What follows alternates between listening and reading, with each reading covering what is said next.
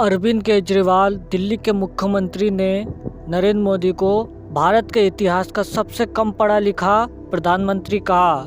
जब से राहुल गांधी की सदस्यता को बर्खास्त किया है, विपक्ष के नेता नरेंद्र मोदी पर ताबड़तोड़ बयानबाजी कर रहे हैं। माना यह भी जा रहा है कि अब विपक्ष एक साथ मिलकर 2024 की रणनीति बना रहे हैं।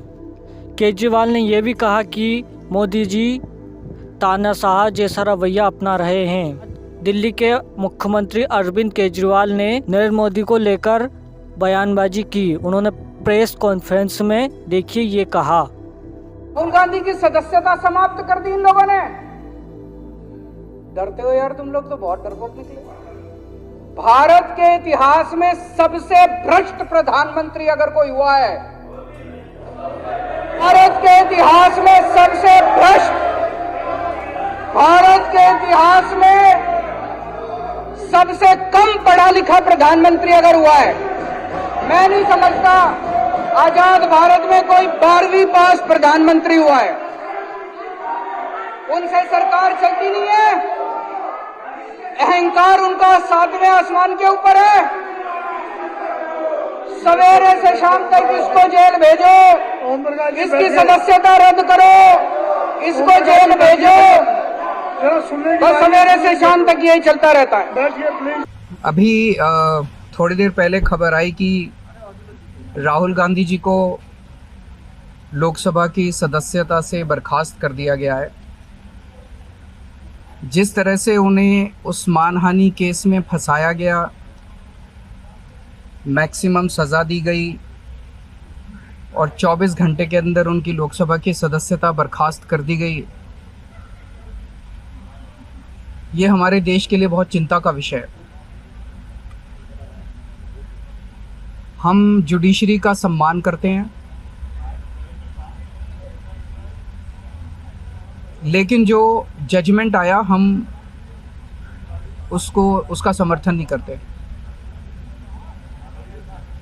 जिस तरह से उनकी सदस्यता बर्खास्त की गई है, वो एक कायराना हरकत है, वो एक डरी हुई सरकार की निशानी है। लेकिन देश के लिए पूरा आजकल देश के अंदर जो चल रहा है वो देश के लिए बहुत खतरनाक है। पूरे देश से ये एक ऐसा माहौल बनाना चाहते हैं कि देश में बस एक ही पार्टी बचे, वन नेशन वन पार्टी, और सारी पार्टियों को ख़त्म कर दिया जाए। ये एक ऐसा माहौल बनाना चाहते हैं कि एक ही नेता बचे, वन नेशन वन लीडर, बाकी सारे लीडर्स को ख़त्म कर दिया जाए। इसी को तो तानाशाही कहते हैं, इसी को तो डिक्टेटरशिप कहते हैं। पूरा देश ये देख रहा है। मैं देशवासियों से अपील करना चाहता हूँ कि ये भारत हम सबका है, ये भारत 130 करोड़ लोगों का है। हम सब ने मिलकर आज़ादी की लड़ाई लड़ी थी, हमारे पुरखों ने आज़ादी की लड़ाई लड़ी थी, आज़ाद भारत को आज़ाद कराने के लिए। लेकिन आज की जो सरकार है, प्रधानमंत्री नरेंद्र मोदी जी के नेतृत्व में, इस सरकार का स्वरूप अंग्रेजों की सरकार से भी बहुत ज़्यादा खौफनाक और ख़तरनाक है। अब लोगों को सामने आना पड़ेगा, लोगों को सामने आके इसके खिलाफ लड़ाई लड़नी पड़ेगी। अगर हमने भारत को बचाना है तो 130 करोड़ लोगों को एक साथ इकट्ठे होके इस लड़ाई में शामिल होना पड़ेगा। सरकार किसी की बने, कल को सरकार चाहे इसकी बने चाहे उसकी बने, इस पार्टी के बने उस पार्टी के बने, वो ज़रूरी नहीं है। लेकिन जिस तरह से जनतंत्र के ऊपर हमला किया जा रहा है वो सही नहीं है। पार्टियां इंपॉर्टेंट नहीं है, मैंने कहा लोग इंपॉर्टेंट हैं। अभी मैंने संसद के अंदर, विधानसभा के अंदर एक एग्जाम्पल दिया। एक ऑटो रिक्शा वाला मिला, ऑटो रिक्शा वाला मुझे कह रहा था, जी मुझे व्हाट्सएप मैसेज भेजने में डर लगता है। मैंने कहा क्यों? कहते हैं शायद गिरफ्तार ना कर लें। इस देश के अगर एक ऑटो रिक्शा वाले को व्हाट्सएप मैसेज भेजने में डर लगता है तो आपने 130 करोड़ लोगों को डरा के रखा हुआ है। ऐसे देश कैसे चलेगा? डर डर के लोग कैसे जिएंगे? और क्यों डर डर के जिए? हम, हमारा देश है, हम आज़ाद भारत के आज़ाद नागरिक हैं।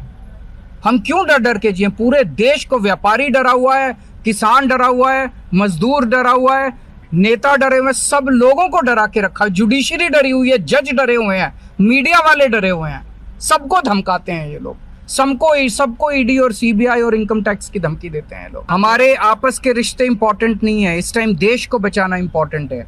मीडिया के ऊपर प्रहार हो और मैं अगर कहूं कि मेरी इस चैनल से बनती नहीं है, वो इंपॉर्टेंट नहीं है। किसी से बनती है या किसी से नहीं बनती, इससे व्यक्तिगत अच्छे रिश्ते हैं कि व्यक्तिगत बुरे रिश्ते हैं, वो इंपॉर्टेंट नहीं है। 130 करोड़ लोगों को, सब लोगों को साथ आना पड़ेगा। लड़ाई राहुल गांधी की लड़ाई नहीं है, ये लड़ाई कांग्रेस की लड़ाई नहीं है, ये लड़ाई इस देश को बचाने की लड़ाई है। एक तानाशाह से, एक कम पढ़े लिखे व्यक्ति से, एक अहंकारी व्यक्ति से इस देश को बचाने की लड़ाई है। जब से राहुल गांधी ने अडानी के बारे में सवाल पूछना स्टार्ट किया है, तब से रूलिंग पार्टी जवाब देने में असमर्थ रही है। विपक्ष का कहना है कि प्रधानमंत्री ने उनके मित्र अडानी को 20,000 करोड़ का मुनाफा किया और उस पर जेपीसी जांच भी नहीं कर रही है।